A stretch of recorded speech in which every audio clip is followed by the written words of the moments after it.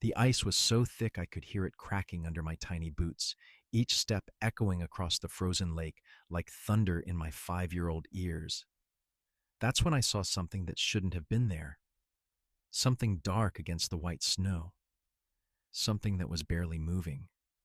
A pair of brown eyes were looking right at me from what seemed like a hole in the ice.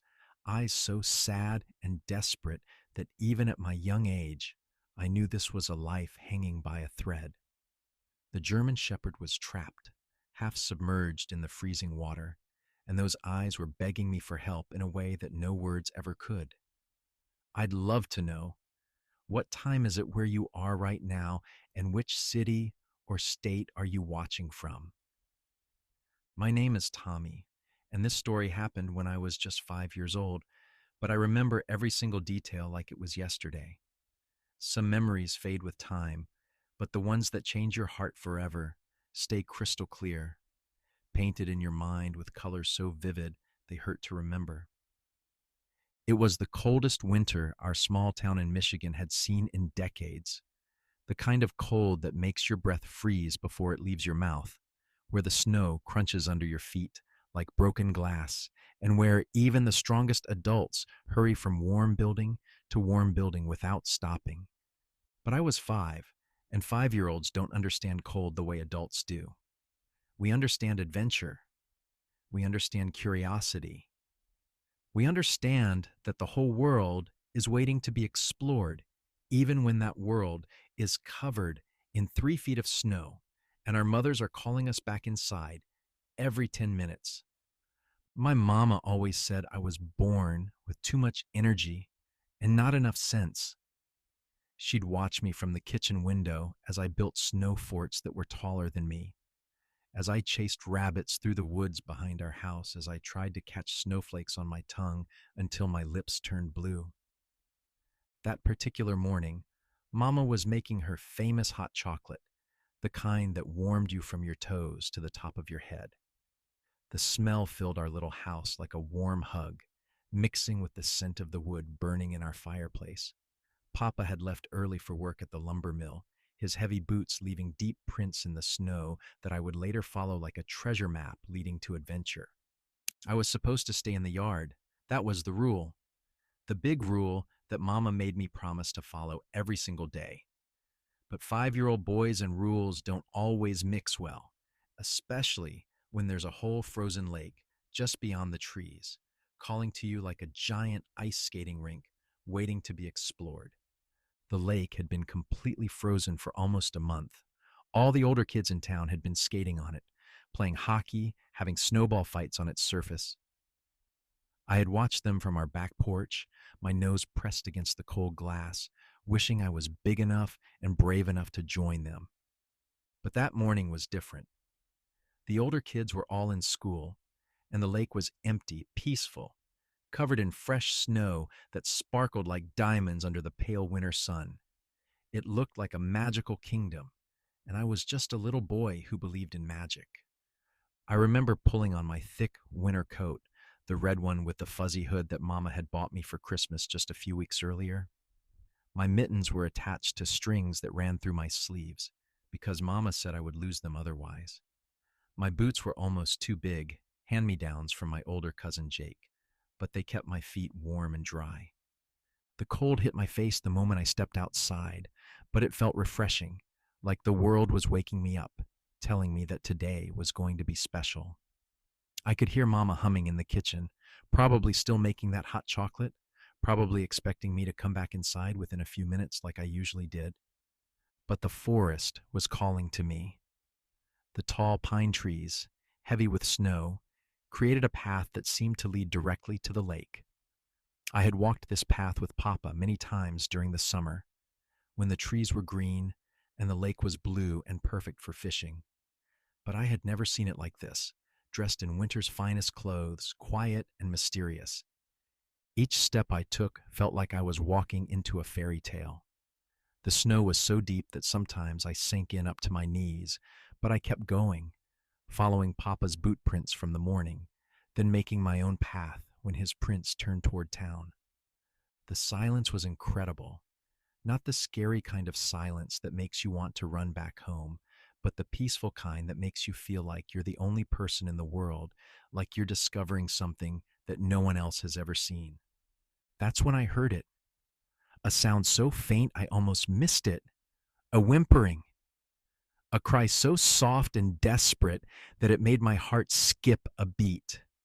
I stopped walking and listened carefully, the way Papa taught me to listen when we were hunting for the sound of deer in the woods. The sound came again, weaker this time, but definitely real. It was coming from the direction of the lake. I pushed through the last line of trees and stepped onto the frozen surface. The lake stretched out before me like a white desert, beautiful and endless. The ice was thick enough that I didn't even worry about falling through, but something was wrong with this picture. There, about 50 feet from the shore, was a dark spot in the snow. At first, I thought it might be a log or a rock, something that had been frozen into the ice. But then it moved, just slightly, but enough for me to know that whatever it was alive. My 5-year-old legs carried me across the ice faster than they had ever carried me anywhere. With each step, the dark spot became clearer, more real, more heartbreaking. It was a dog, a big, beautiful German shepherd, trapped in a hole in the ice. The hole wasn't very big, just large enough for the dog to have fallen through, but too small for him to climb back out. His thick fur was soaked and frozen, icicles hanging from his ears and muzzle. His paws were scratching desperately at the edges of the ice, but he was too weak, too cold, too tired to pull himself out. But it was his eyes that broke my heart. Those brown eyes, so intelligent, so full of fear and pain, looked up at me with an expression I had never seen before. It was hope mixed with desperation, trust mixed with terror. Those eyes were asking me a question that my 5-year-old heart understood perfectly. Will you help me? I dropped to my knees at the edge of the hole, not caring that the ice was soaking through my snow pants. The dog's breathing was shallow and rapid, little puffs of steam rising from his nostrils. His whole body was shaking, not just from the cold, but from exhaustion and fear. "Hello, boy," I whispered, my voice barely audible in the vast stillness of the lake. "It's okay. I'm here now." The dog's ears twitched at the sound of my voice. He stopped struggling for a moment and looked directly into my eyes. In that instant, something passed between us, a connection that went deeper than words, deeper than species, deeper than anything I had ever experienced in my short life. I knew I had to help him, but I also knew I was just a little boy. I wasn't strong enough to pull a full-grown German shepherd out of the water. I wasn't old enough to know the right thing to do, but I was brave enough to try, and sometimes that's all that matters. I reached out my mittened hand toward the dog's head. He flinched at first, probably thinking I might hurt him, but then he let me touch his wet fur. It was so cold it almost burned my fingers even through my mittens. "I'm going to help you," I promised him. "I don't know how yet, but I'm going to help you." The dog seemed to understand. He stopped struggling and just looked at me, as if he was putting all his trust in a 5-year-old boy who had stumbled upon his desperate situation. I looked around the lake, trying to think like Papa would think. What would Papa do? He was always so calm in emergencies, always seemed to know exactly what to do when things went wrong. The hole in the ice was too deep for me to reach the dog's body, and the edges were too slippery for him to get a good grip. But there were some broken tree branches scattered around the lake, blown there by the winter wind. I found a long, sturdy branch about 10 feet away. It was heavier than I expected, but I dragged it back to the hole, leaving a deep trail in the snow behind me. My plan was simple, the kind of plan only a 5-year-old would think might work. I would hold one end of the branch and push the other end toward the dog, hoping he would grab onto it with his teeth so I could pull him toward the edge where the ice was more solid. But when I got back to the hole, the dog looked even weaker than before. His head was barely above water now, and his eyes were starting to glaze over in a way that scared me more than anything I had ever seen. No, no, no, I said, my voice cracking with panic. You have to stay awake. You have to help me help you. I pushed the branch toward him, but he was too weak to lift his head high enough to grab it. The cold water was winning, and I could see that he was giving up. That's when I made a decision that probably wasn't very smart, but felt like the only choice I had. I laid down flat on my stomach and scooted forward until I was hanging half over the edge of the hole. The ice creaked under my weight, and for a moment I thought it might break and dump me into the freezing water with the dog. But it held, and now I was close enough to reach him. I pulled off my mittens and reached my bare hands into the freezing water. The cold was so intense it felt like fire, burning my fingers and sending shooting pains up my arms. But I managed to get my hands under the dog's front legs, right behind his shoulders. He was heavier than I expected and so cold that touching him made my hands ache. But he was also warm underneath all that ice and wet fur. I could feel his heart beating fast and weak against my palms. Come on, boy, I grunted, trying to lift him. We're going to do this together. The dog seemed to understand that this was his chance. With what little strength he had left, he tried to help, pushing with his back legs against the bottom of the hole, while I pulled as hard as my 5-year-old arms could manage. At first, nothing happened. He was too heavy, and I was too small. The ice was too slippery, and the angle was all wrong. But I didn't give up, and neither did he. Slowly, inch by inch, I managed to get his front paws up onto the solid ice. He scrambled and clawed, his nails scratching against the frozen surface, fighting for every bit of progress. My arms were burning with exhaustion, and my hands were so cold I couldn't feel them anymore. But I could feel his heart beating stronger now, could see the determination returning to his eyes. With one final heave, I pulled backwards with everything I had. The dog's back legs found solid ice beneath them, and suddenly he was out of the water, lying on the frozen lake beside me, both of us breathing hard and shaking from cold and exhaustion. We laid there for a moment, both of us too tired to move. The dog was shivering uncontrollably, his whole body convulsing from the cold. Ice was forming on his wet fur, and I knew we needed to get somewhere warm quickly. But first, I just wanted to look at him, to really see him now that he was safe. He was beautiful, even soaked and half frozen, even scared and exhausted. He was the most beautiful dog I had ever seen.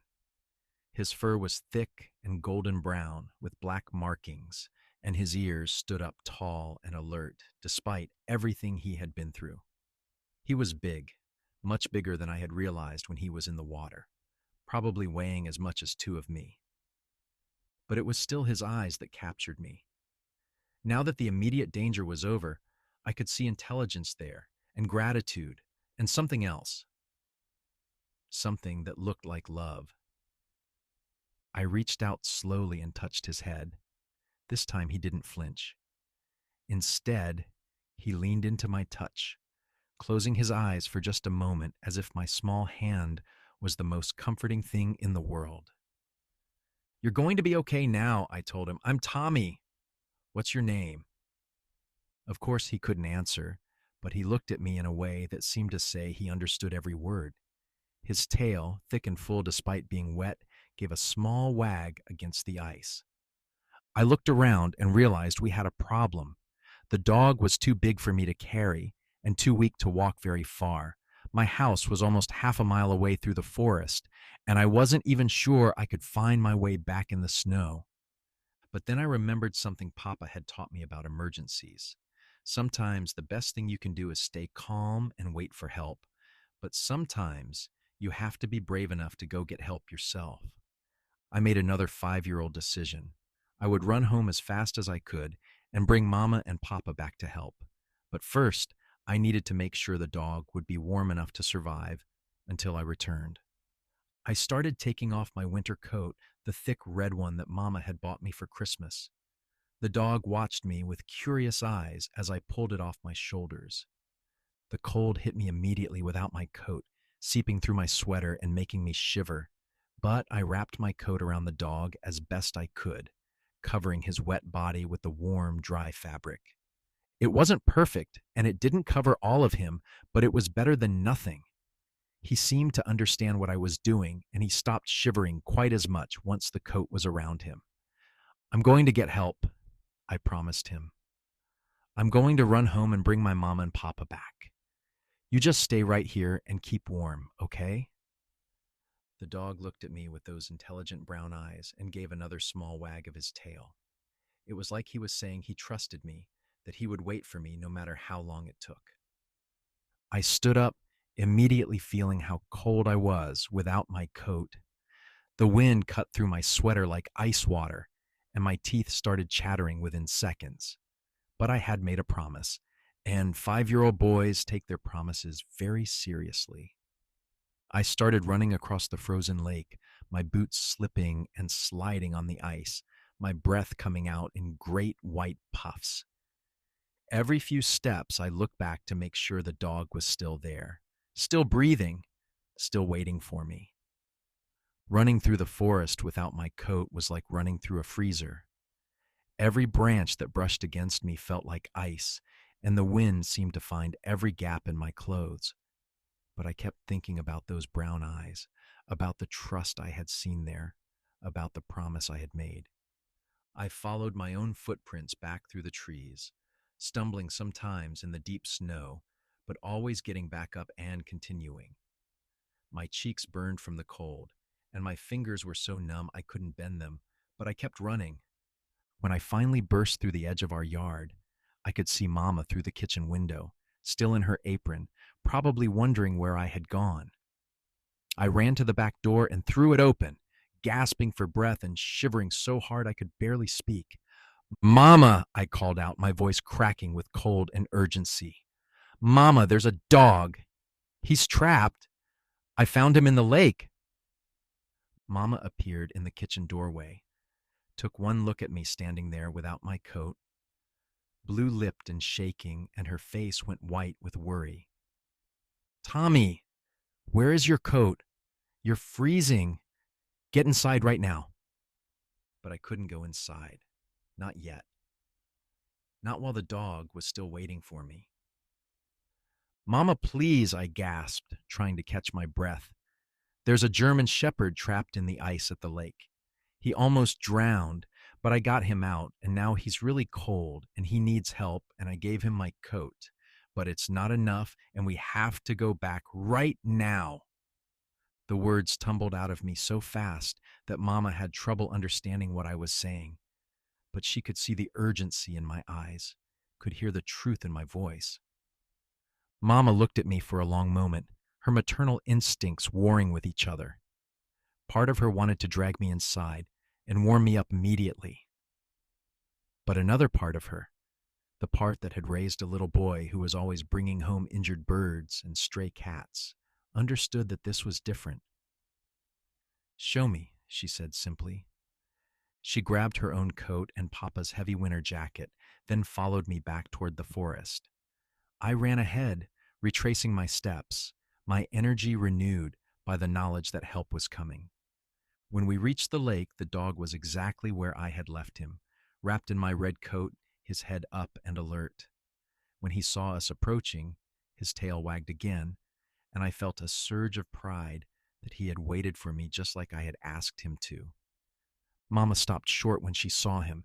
Even from a distance, she could tell this was a beautiful, well-bred dog, not some wild animal or stray. Someone had loved this dog, had taken care of him, had trained him. Oh, my goodness, she whispered. Tommy, how did you get him out of the water by yourself? I told her the whole story as we approached the dog together, how I had heard him whimpering, how I had found him trapped in the hole, how I had laid on my stomach and pulled him out with my bare hands. Mama listened with growing amazement and worry. She realized that her 5-year-old son had risked his own life to save this animal, had made decisions that could have ended tragically, but had somehow worked out perfectly. When we reached the dog, Mama knelt down beside him carefully.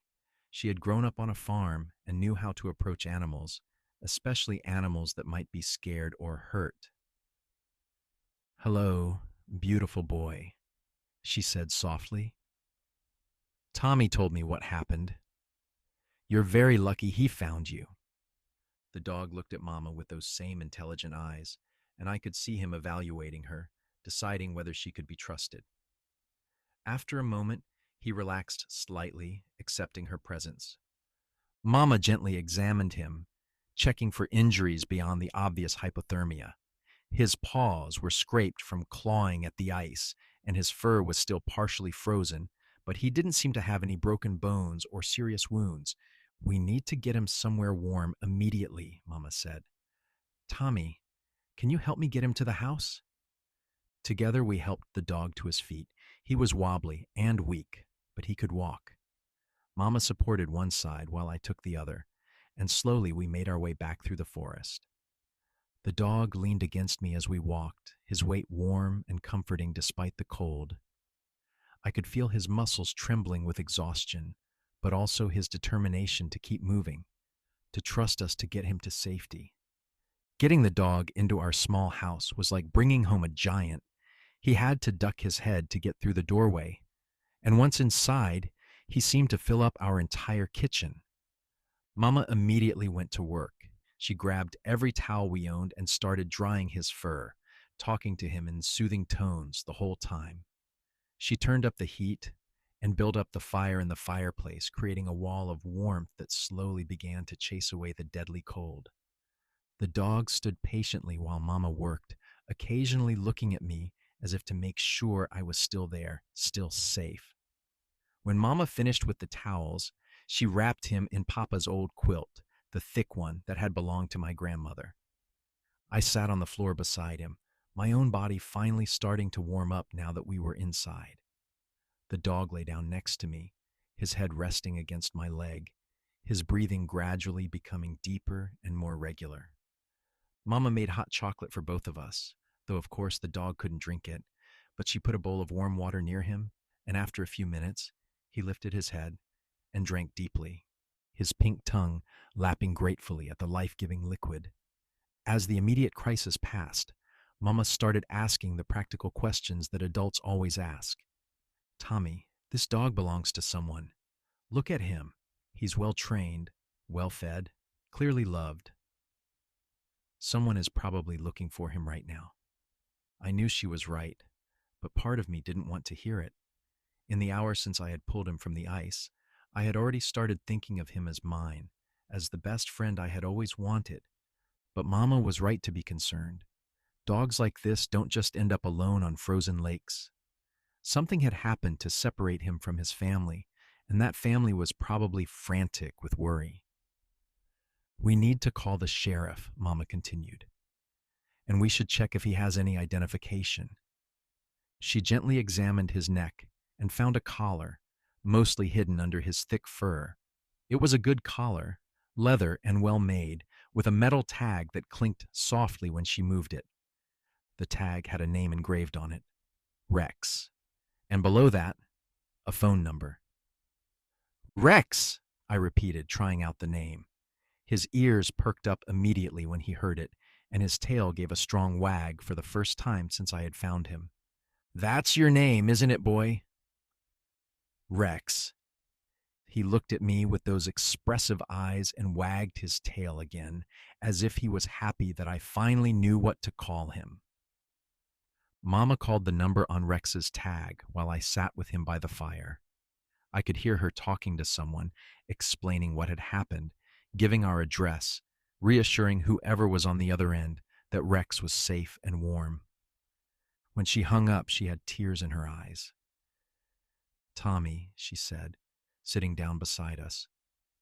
"Rex's family has been looking for him for 3 days. He got loose during a thunderstorm and ran away. They've been searching everywhere, putting up posters, calling every shelter and veterinarian in the county. 3 days. That meant Rex had been alone in the cold for 3 days before I found him.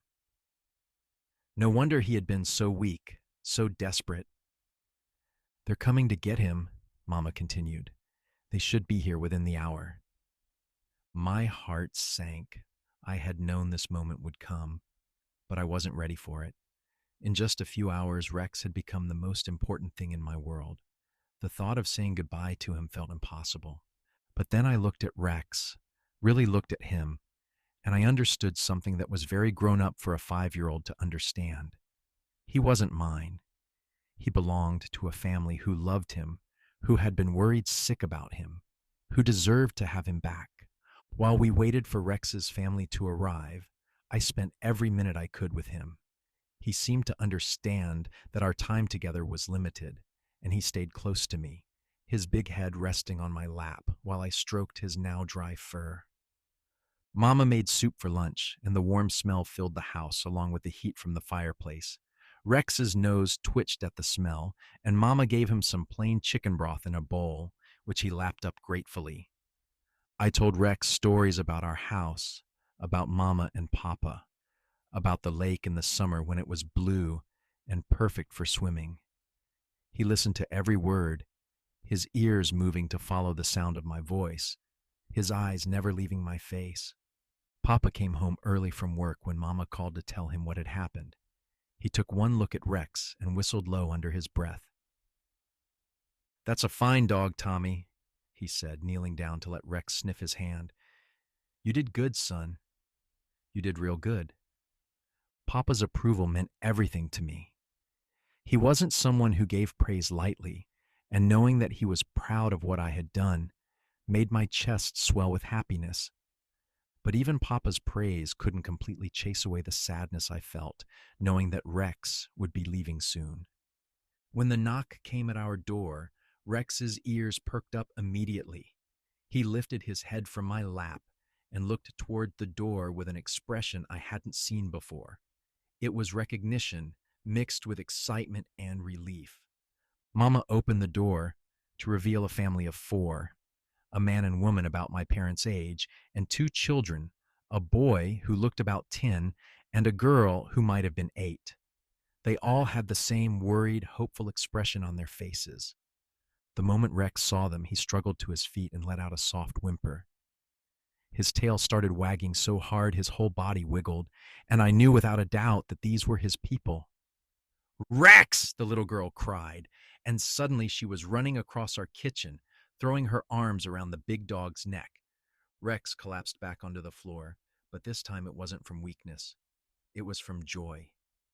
He rolled onto his back and let the children pet his belly, his tail wagging so hard it was making a rhythmic thumping sound against the floor. The parents followed more slowly, their faces showing a mixture of relief and gratitude, so profound it made Mama start crying all over again. The man, who introduced himself as David, knelt down beside Rex and buried his face in the dog's fur. I could see his shoulders shaking, and I realized he was crying too. "We thought we'd lost him forever," David said, his voice muffled. "When he ran away during the storm, we searched everywhere. We never imagined he'd end up in the lake." The woman, whose name was Sarah, came over to where I was sitting and knelt down so she was at my eye level. "You saved our dog's life, Tommy," she said, her voice gentle but full of emotion. "I don't know how to thank you for what you did." I looked at Rex, surrounded by his family, happier than I had ever seen him, and I realized something important. Doing the right thing doesn't always make you happy, but it always makes you feel good in a different way, a deeper way. Rex looked over at me from his pile of family members and wagged his tail. It was like he was saying thank you and goodbye, and I'll never forget you all at the same time. The family stayed for almost an hour, wanting to hear every detail of the rescue, wanting to make sure Rex was completely healthy, wanting to express their gratitude over and over again. Rex seemed torn between staying close to his family and coming back to me.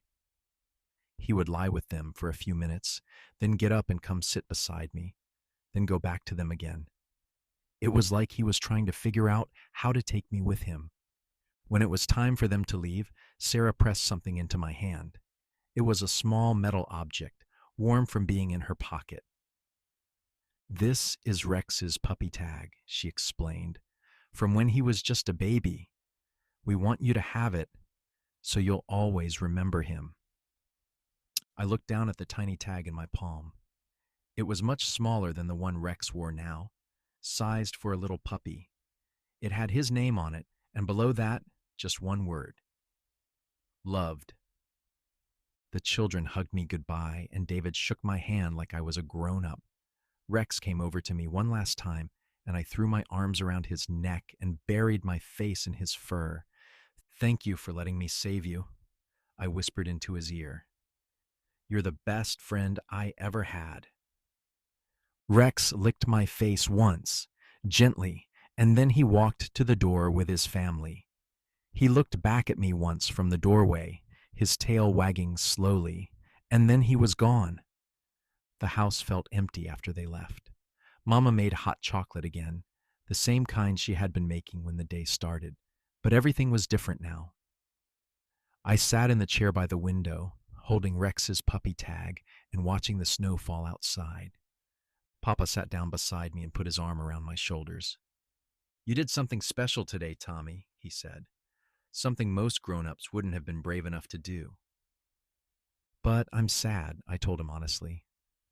I know Rex is happy with his family, but I miss him already. Papa nodded, understanding. That's how you know you did the right thing, son. Sometimes doing the right thing hurts a little bit, but that hurt means you have a good heart. Mama joined us by the window, bringing her own cup of hot chocolate and settling into Papa's other arm. That family will never forget what you did, she said, and neither will Rex. You gave them back something they thought they had lost forever. 3 weeks later, a package arrived in the mail addressed to me. Inside was a photo of Rex, healthy and happy, playing in a snowy backyard with the 2 children from his family. He looked strong and content, his fur thick and shiny, his eyes bright with joy. But the best part was the letter that came with the photo. It was written in crayon by the little girl, with help from her parents, and it said, Dear Tommy, Rex is doing great. He plays with us every day and sleeps on my bed at night. Mom and Dad say he's a hero dog now because he was brave enough to wait for you to save him. We tell everyone the story about how a 5-year-old boy saved our dog's life. Rex wags his tail every time we say your name. We hope you come visit us sometime. Love, Katie, and Rex. I read that letter so many times that the crayon started to smudge, but I didn't care. I kept it in my treasure box, along with Rex's puppy tag and the photo. Years have passed since that cold winter day when I was 5 years old.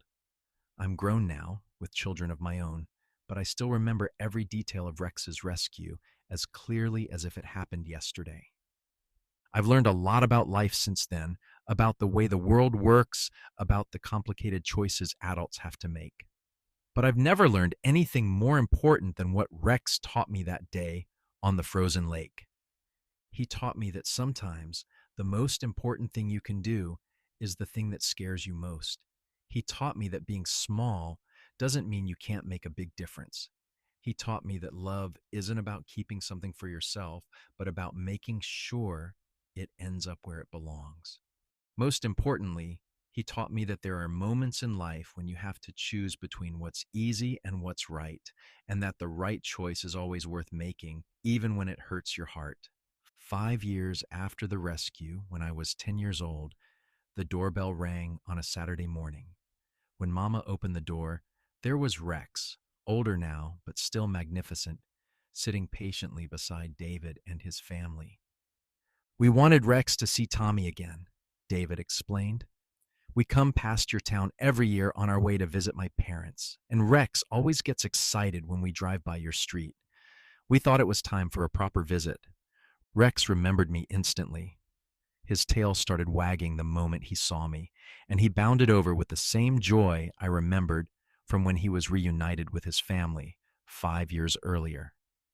We spent the afternoon in our backyard, Rex and I playing in the same snow where I used to build forts as a little boy. He was older, more dignified, but he still had that same intelligent look in his brown eyes, that same gentle spirit that had trusted a 5-year-old boy to save his life. When it was time for them to leave again, Rex came over to me and sat down, looking directly into my eyes. In that moment, I felt the same connection we had shared on the frozen lake, the same understanding that went deeper than words. Thank you, I whispered to him, just like I had 5 years earlier. Thank you for teaching me how to be brave. That night, after Rex and his family had continued on their journey, Papa and I sat by the fire and talked about what had happened.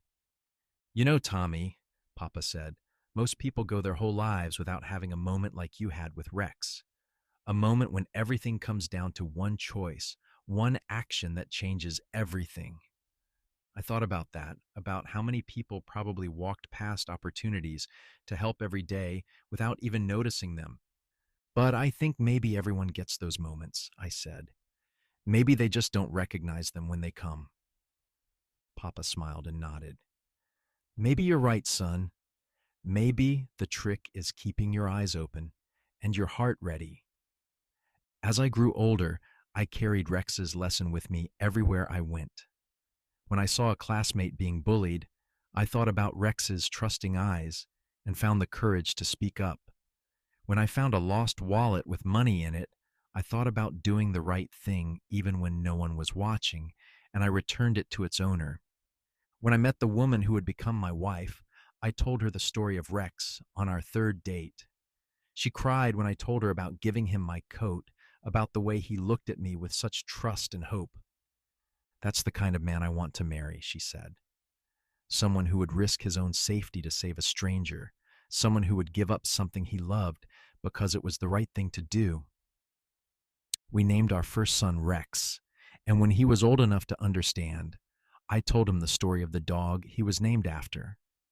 I wanted him to know about courage and compassion, about the way one small act of kindness can ripple outward and touch lives in ways you might never know.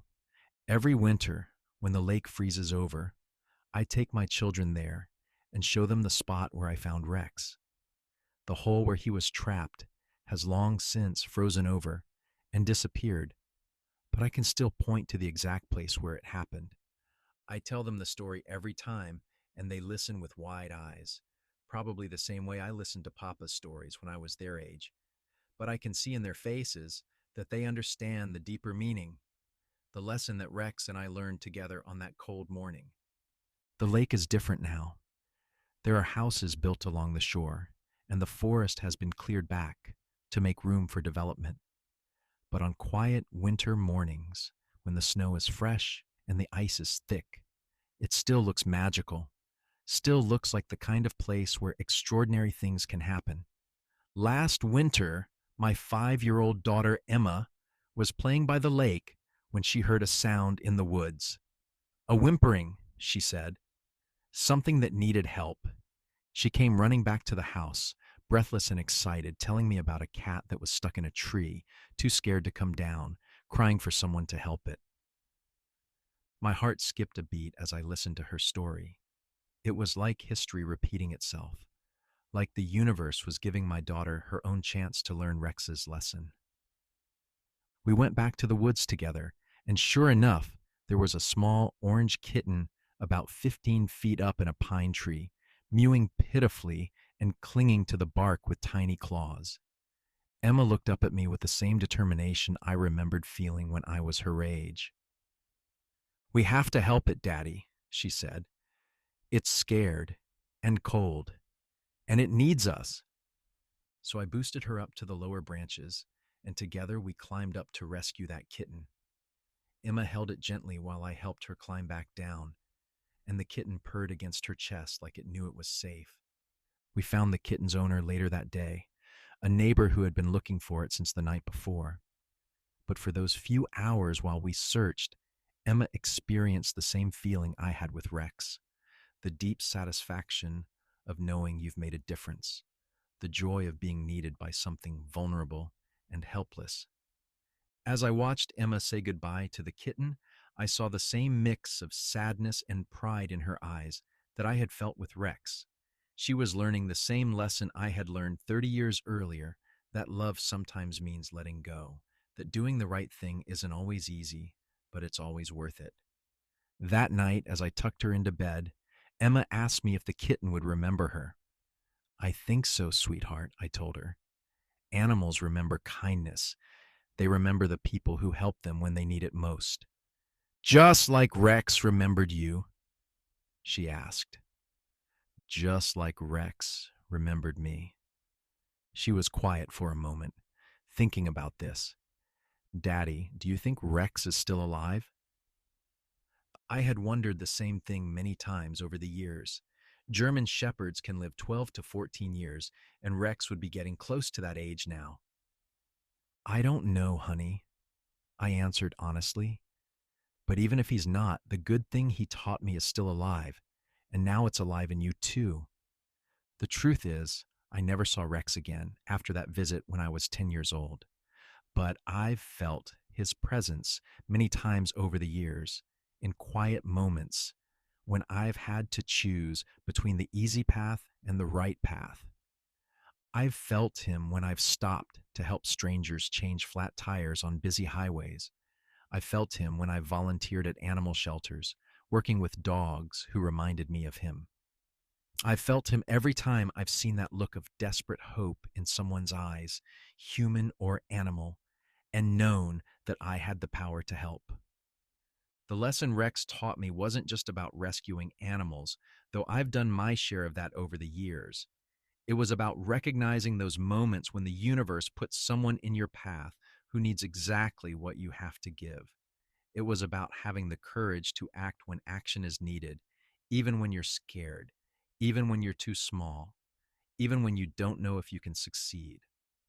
I've often wondered about the ripple effects of that day on the frozen lake.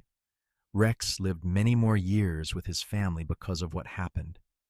Katie and her brother grew up with their beloved dog, learning their own lessons about love and loyalty and loss. David and Sarah were spared the heartbreak of losing a family member, able to give Rex the full, happy life he deserved. But the ripples went further than that. Katie grew up to become a veterinarian, inspired partly by the story of her dog's rescue. She saved hundreds of animals over the years, each one a small echo of that winter morning when I pulled Rex from the ice. Her brother became a search and rescue volunteer, spending his weekends helping to find lost hikers and missing persons in the mountains near their home. When people ask him why he does it, he tells them about a 5-year-old boy who saved his dog's life, about the importance of never giving up hope. And my own children are growing up with the understanding that they have the power to make a difference, that age and size don't matter when someone needs help, that the right choice is always worth making. As I write this story, I'm sitting by the same window where I used to watch for Rex's family to arrive. The lake is frozen again, covered in fresh snow that sparkles in the afternoon sun. Somewhere in my jewelry box is a tiny metal tag with one word engraved on it: loved. I think about Rex often, especially on cold winter days like this one. I picture him as he was that first day, those intelligent brown eyes looking at me with such trust and hope. I picture him with his family, happy and safe and loved. I picture him running free now in whatever place brave and faithful dogs go when their earthly work is done. But mostly I think about the gift he gave me, not just the chance to be a hero for one shining moment, but the knowledge that heroism isn't about being big or strong or fearless. It's about caring enough to try, even when you don't know if you can succeed. It's about recognizing that every living thing deserves compassion, that every cry for help deserves an answer, that every moment of fear and loneliness can be transformed by a single act of kindness. Rex taught me that we're all connected, all responsible for each other in ways both big and small. He taught me that love isn't something you hoard, but something you give away freely, trusting that it will come back to you in ways you never expected. And he was right. The love I gave to Rex that day on the frozen lake came back to me 1,000-fold.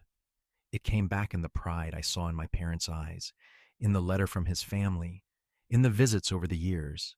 It came back in every animal I've helped since then, in every person who's heard the story and been inspired to help someone else. It came back in my children's understanding of compassion, in their willingness to climb trees to rescue kittens, in their instinct to help anyone who needs it. It came back in the deep satisfaction of knowing that I made a difference, that one small boy's courage saved a life and changed a family forever. Most of all, it came back in the knowledge that Rex and I will always be connected across time and space and the veil between this world and whatever comes next. We shared something that cold winter morning that can never be broken, the perfect trust between two souls who found each other exactly when they needed each other most. Somewhere, somehow, Rex knows that I still remember. He knows that the lesson he taught me is still alive, still spreading, still making the world a little bit better, one rescue at a time.